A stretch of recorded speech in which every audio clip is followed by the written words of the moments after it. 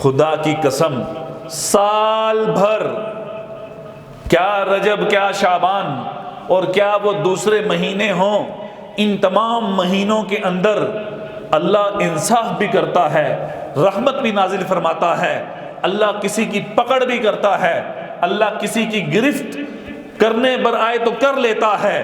لیکن یہ وہ مہینہ ہے رمضان کا جس مہینے میں رب العالمین کا موڈ بڑا خوبصورت ہوتا ہے۔ وہ تو چاہتا ہے کہ اس مہینے میں میں بخشش کرتا جاؤں، کوئی آئے تو صحیح لینے والا۔ لہذا کیا سحر کا وقت اور کیا افطار کا وقت، اور کیا وہ رمضان میں جو پیٹ وہ پنسلیوں کے ساتھ لگا ہوا ہے، اس کی کمر جھک گئی اور اس کے منہ سے بھوک کی وجہ سے بدبو آ رہی ہے، اور اس کا حال برا ہوا ہے، پیاس کی وجہ سے ہونٹ خشک، گلا خشک، اور یہ روزے کی بھوک اور برداشت کو، اور روزے کی بھوک اور پیاس کو برداشت کر کے اللہ کے سامنے کبھی قرآن کھول کے بیٹھا ہوا، کبھی نماز نفل پڑھ رہا، کبھی تسبیح گھما رہا، کبھی دعائیں مانگ رہا، اور افطار کا وقت ہوا تو افطار کے وقت میں اس کے ہاتھ اٹھے کہ اے اللہ، صبح و سحری کے وقت سے لے کر افطار کے وقت تک مجھے کسی چیز نے بھی ڈنڈے کے زور پر مجھے نہیں روکا کہ میں کچھ کھا سکتا تو کھا لیتا، میں پی سکتا تو پی لیتا، لیکن تیری ذات کا خوف تھا، تیری ذات کا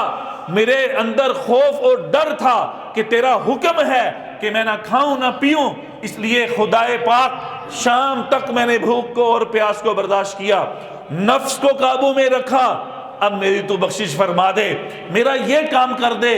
ہو نہیں سکتا کہ اس افطار کے وقت میں اس بھوکے اور پیاسے اور برداشت کرنے والے اور اعمال کے اوپر زور لگانے والے کی اللہ دعائیں قبول نہ کرے۔ افطار کے وقت اللہ اس کی بھی بخشش فرماتے ہیں، اور روزانہ اللہ 10 لاکھ جہنمیوں کو جنت میں داخل فرما رہے ہیں۔ ہو نہیں سکتا۔ سحر، ان اللہ وملائکتہ یصلون علی المسحرین، کہ اللہ اور اس کے فرشتے سحری کرنے والے پر رحمتیں نازل فرما رہے ہیں۔ یہ کھا رہا ہے تاکہ دن میں گزارا ہو سکے، اس کے کھانے پر بھی اجر ہے، اس لیے سحری ضرور کھائیں، خواہ آپ کی برداشت جتنی بھی زیادہ ہو، ضرور سحری کھائیں، کہ اس کے سحری کھانے پر اللہ کی رحمت، فرشتوں کی رحمت، اس کے افطار کرنے پر اللہ اس کی بخشش فرما رہے، اور اس کی برکت سے اللہ دعائیں قبول کر رہے۔ حدیث میں آتا ہے روزانہ اللہ افطار کے وقت میں ایک دعا ضرور قبول کرتے ہیں۔ تو جو افطار کا وقت، افطار اور سحر کہ اس وقت میں دعائیں اللہ قبول فرماتے ہیں، روزانہ اللہ 10 لاکھ جہنمیوں کو معاف فرما رہا ہے۔ یہ وہ مبارک مہینہ ہے۔ میں یہاں ایک فضیلت بات سنا کر پھر بات ختم کرتا ہوں، صرف ایک فضیلت، اس کو غور سے سنیے گا۔ دیکھیں، نماز، حج، ہر ایک عمل کی اپنی اپنی فضیلت ہے، ہر ایک عمل کی۔ حج آنے والا ہے، میں نے پچھلے جمعہ میں حج کے متعلق کچھ بات کی تھی، اس وقت بھی حج کی درخواستیں چل رہی ہیں۔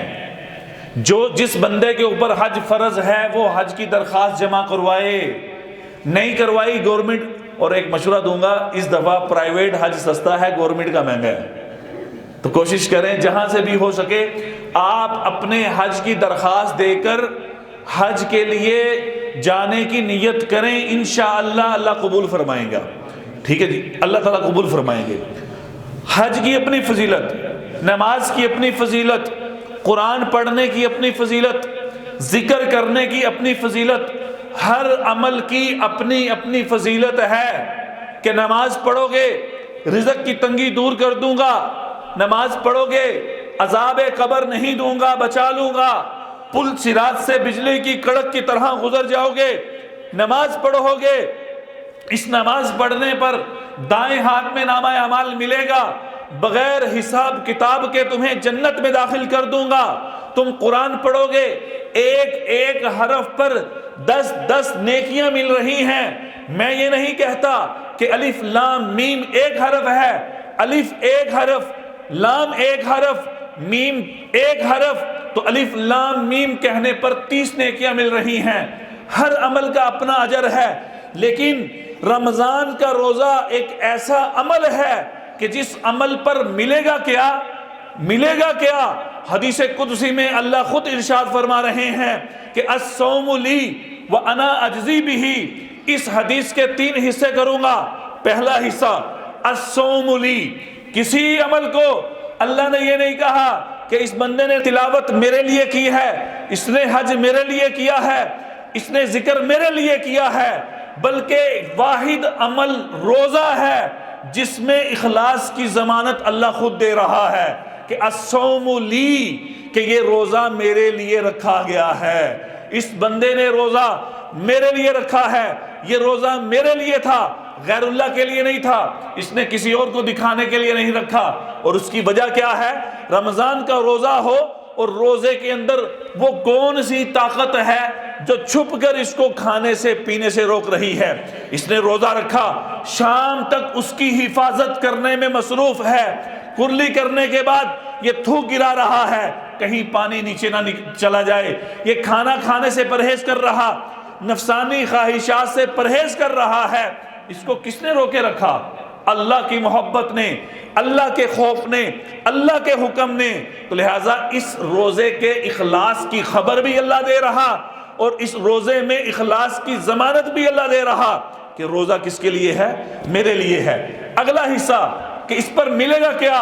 کوئی فرشتہ نہیں بتا سکتا، کسی کی زبان سے اس روزے پر ملنے والا اجر و ثواب نہ آج تک آیا ہے نہ آئے گا۔ اس لیے الصوم لی وانا اجزی بہ، اس روزے پر کیا ملے گا میں جانوں اور میرے روزے دار جانیں، میں جانوں اور میرے یہ بندے جانیں، اس کا اجر میں خود دوں گا۔ تم صرف اس کے کھاتے میں روزہ لکھ دینا کہ اس نے روزہ رکھا تھا، لیکن اس پر ملے گا کیا؟ میں جانوں اور میرا بندہ جانے، میں جانوں اور میرا بندہ جانے۔ یہی تک نہیں، دوسری روایت میں آتا ہے الصوم لی وانا اجزی بہ، اور دوسری روایت الصوم لی وانا اجزا بہ، کہ روزہ میرے لیے رکھا گیا، اس نے روزہ میرے لیے رکھا، وانا اجزا بہ، اس پر کیا ملے گا؟ اس پر کیا ملے گا؟ وانا اجزا بہ، اس روزے پر میں اللہ خود ملوں گا، اس کو، اس کا بدل میں رب العالمین خود ہوں۔